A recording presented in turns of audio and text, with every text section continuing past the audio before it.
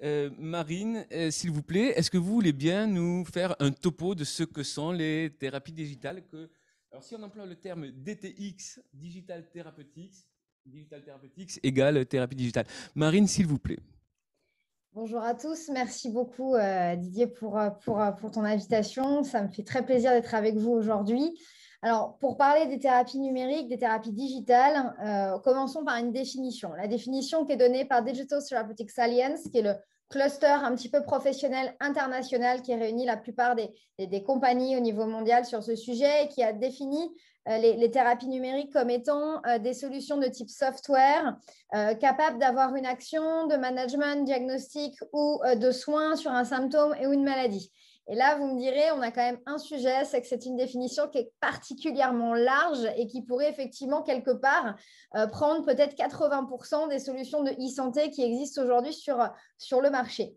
Alors, pour donner peut-être un peu plus d'éclaircie, je vous propose de prendre 1 ou 2 minutes pour faire un petit point d'histoire. Alors, d'histoire internationale et puis d'histoire française, parce que je pense que c'est effectivement important. Histoire internationale, c'est qu'il y a une dizaine d'années de ça, des solutions, je dirais, de diagnostic un petit peu inclassables d'un point de vue réglementaire ont vu le jour. Des solutions à base d'IT, à base d'intelligence artificielle, notamment sur le diabète, et où il fallait bien se trouver un nom avant de trouver, je dirais, un réceptacle réglementaire, que ce soit aux États-Unis ou en Europe. Ce nom, ça a été DTX, ça a été thérapie digitale, thérapie numérique. Aujourd'hui, et depuis 10 ans, et en France, on le sait, notamment avec Happy Neurone, bien avant 10 ans, eh bien, c'est vu, on va dire, je dirais, une ouverture en termes de communication sur non plus des outils de diagnostic, mais cette fois-ci des outils de soins qui avaient effectivement cette capacité d'agir de manière curative sur un symptôme ou une maladie, et donc qui avait du terme thérapie numérique le premier élément qui est le plus important, la notion de thérapeutique.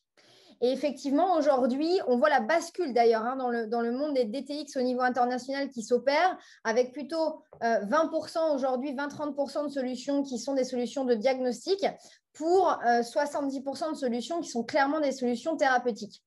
Et c'est intéressant de constater qu'au niveau international, je vais parler dans un premier temps des États-Unis, on a vraiment eu une évolution en 3 phases sur cette notion de thérapie.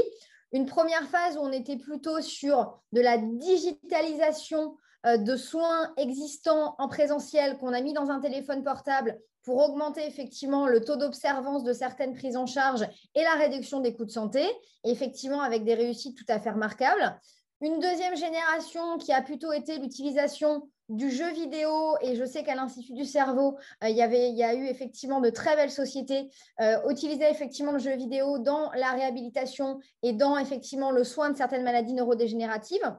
Mais pas seulement. Aux États-Unis, on a vu aussi tout l'aspect hyperactivité chez l'enfant, où là, effectivement, ce n'est pas le jeu vidéo qui soigne, mais c'est ce qu'on va mettre à l'intérieur qui va permettre d'avoir une action thérapeutique complexe.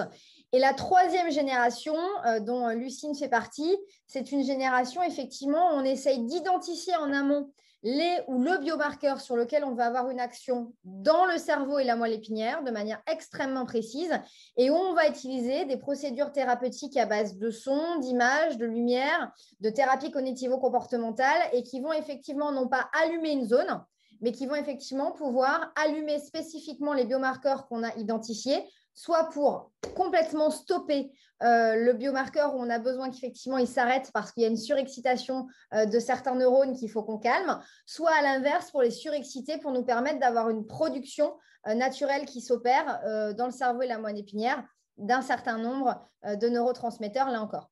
Donc, on est effectivement sur une grande évolution, et je tiens à le souligner, ça, c'est la vision américaine. Voilà. La réalité, c'est qu'en France, on sait faire ça depuis 30 ans. Voilà. On sait faire ça depuis 30 ans, aussi bien sur la deuxième génération qui est tout l'aspect réhabilitation, sur les maladies neurogénératives, mais pas seulement, sur aussi tout ce qui est post-AVC, et vous en parlerez bien mieux que moi. Et sur la troisième génération, bah, c'est pareil, ça fait bien longtemps qu'on connaît l'usage de certaines fréquences, par exemple avec les IONA, pour clairement soigner des thérapies, enfin des maladies ou des symptômes très complexes. Donc, c'est simplement que les Américains sont de très, très bons marketeurs. Voilà, pour faire un petit plan de définition et d'histoire.